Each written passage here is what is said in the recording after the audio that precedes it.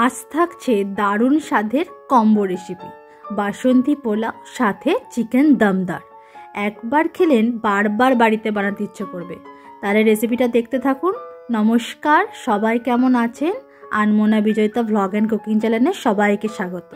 Chicken দমদার বানানোর জন্য প্রথমে আমরা আদা রসুনটাকে পেস্ট করে নেব। এরপর মাংসটাকে ধুয়ে আমি এখানে প্রায় 600-700 মতো মাংস নিয়েছি। তো সেটাকে ভালোভাবে ধুয়ে নিয়ে ম্যারিনেট করব। এর জন্য প্রথমে দিয়ে দিলাম লবণ, হলুদ গুঁড়ো, লঙ্কা গুঁড়ো আর দেব কিছুটা মিট মশলা। আপনাদের মিট মশলা না থাকলে কোনো অসুবিধা নেই, নাও দিতে পারেন। দেব কিছুটা পরিমাণ টক দই।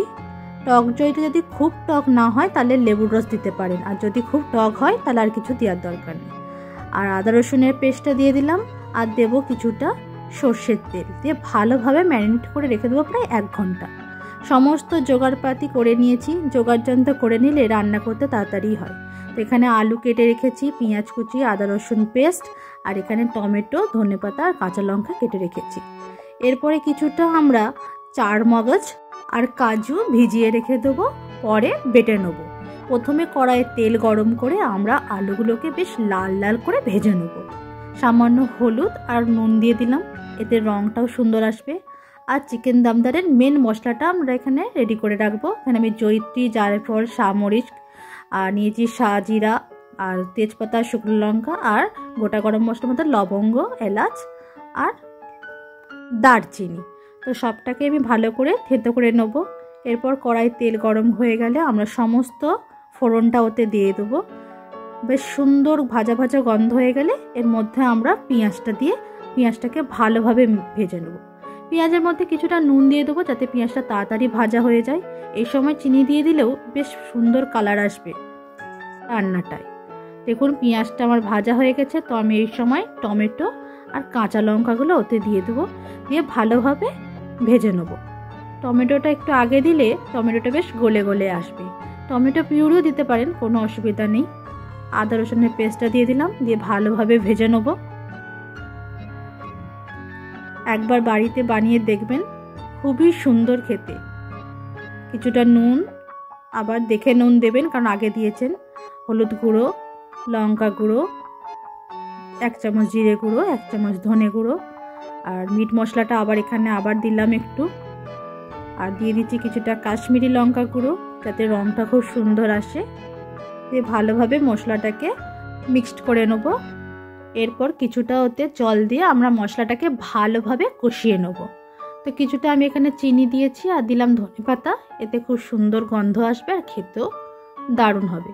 ভালোভাবে আমরা মশলাটাকে কষিয়ে নেব যতক্ষণ না মশলা থেকে তেল ছেড়ে আসছে।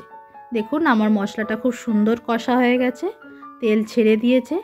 মাংসের যদি মশলা কষা ভালো না হয় তাহলে কিন্তু মাংসের স্বাদ হবে না। তো আমার কষা রেডি। এরপর আমরা এতে ম্যারিনেট করা মাংসটা দিয়ে দেবো। মাংসটা দিয়ে মাংসটাকে ভালোভাবে মশলার সাথে কষিয়ে নেব। মাংস হলো কষার কাছেই মেন, যত ভালো কষা হবে মাংসর স্বাদ কিন্তু ততই ভালো হবে। একবার বাড়িতে এই মাংসটা বানিয়ে দেখুন, আপনাদের দ্বিতীয়বার এই মাংসটা বানানোরই অর্ডার আসবে। এত সুন্দর টেস্ট হয়, যে কোনো ধরনের রাইস বলুন বা নান পরোটার সাথে এটা কিন্তু দুর্দান্ত। তো আমি প্রায় এটাকে কষিয়ে নিয়েছি। দেখুন কোনো জল দেব না, ঢাকা দিয়ে আমি প্রায় 10-15 মিনিট কষিয়ে নিয়েছি। তো এরকম জল ছেড়ে দিয়েছে। তো সবাই বন্ধুরা, আপনারা যদি এটা ফেসবুক থেকে দেখে থাকেন অবশ্যই একটু ফলো করে দেবেন। তো এর সাথে আমি যেহেতু বাসন্তী পোলাও বানাবো, তো আমি প্রথমে এখানে চাল নিয়ে নিয়েছি প্রায় 600 গ্রাম মতো গোবিন্দভোগ চাল। সেটাকে ভালোবার 2-3 বার ধুয়ে নিয়ে আমরা জল ঝরিয়ে নেব। আপনারা নর্মাল বাসমতি রাইসও করতে পারেন, তবে গোবিন্দভোগ চালের পোলাও কিন্তু বেশি ভালো হয়। ভালোভাবে কিন্তু জল ঝরিয়ে নেবেন, চালটাকে শুকনো করে নেবেন। আমার মাংস থেকে প্রায় জল ছেড়ে দিয়েছে। এবার আমি এর মধ্যে আলুটা দিয়ে দিলাম, আলু দিয়ে ভালোভাবে কষিয়ে নেব।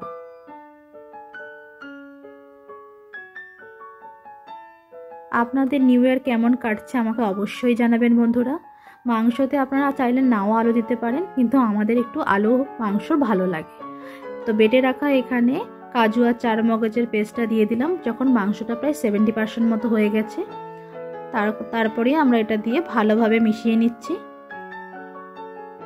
এরপর এর মধ্যে আমরা কিছুটা জল দেবো, যেমন পরিমাণ আপনারা ঝোল রাখবেন বা গ্রেভি রাখবেন সেই পরিমাণ জল দেবেন, এর থেকে বেশি না। তো ওদিকে আমরা গোবিন্দভোগ চালটাকেও রেডি করে নেব। তো কিছুটা আদা আর কাঁচা লঙ্কা পেস্ট করে নিলাম। তো চালের মধ্যে দিয়ে দিলাম লবণ, আর দিয়ে দিলাম কিছুটা ঘি গরম করে ওর মধ্যে জাফরান গোলাটা দিয়ে, আর দিয়ে দিলাম আদা রসুনের পেস্টটা। তো ভালোভাবে মাখিয়ে রেখে দেবো প্রায় আধ ঘন্টা মতো। আমাদের চিকেন দমদার একদম রেডি। একবার বাড়িতে বানিয়ে দেখুন, কত সুন্দর আর কত টেস্ট। তো নামাবার আগে ওপর থেকে গরম মশলা গুঁড়ো আর কিছুটা ঘি দিয়ে দিবেন। এত সুন্দর গন্ধ বেরিয়েছে, আমি আপনাদেরকে বলে বোঝাতে পারবো না। এর জন্য আপনাদের কিন্তু বাড়িতে এটা বানাতে হবে। আর যদি আমার এই রান্না আপনাদের ভালো লেগে থাকে তাহলে অবশ্যই লাইক শেয়ার করবেন, আর চ্যানেলটাকে প্লিজ একটু সবাই সাবস্ক্রাইব করে দেবেন। যেহেতু আমি নতুন, তো আপনাদের সবার শুভেচ্ছা আমার সাথে চাই। তো একটা কড়াইয়ের মধ্যে আমি কিছুটা সাদা তেল আর একটু বেশি করে ঘি নিয়ে নিলাম। তো এটা যদি আপনারা শুধুই ঘিতে বানাতে চান তো বানাতে পারেন। তো এখানে আমরা গোটা গরম মশলা আর তেজপাতা ফোড়নটা দিয়ে দিলাম, দিয়ে ভালোভাবে ভেজে নিয়ে এর মধ্যে আমরা কাজু আর কিশমিশটা দিয়ে দেবো। সেটাকেও ভালোভাবে ভেজে নিয়ে আমাদের রেডি করে রাখা এখানে গোবিন্দভোগ চালটা দিয়ে দেবো।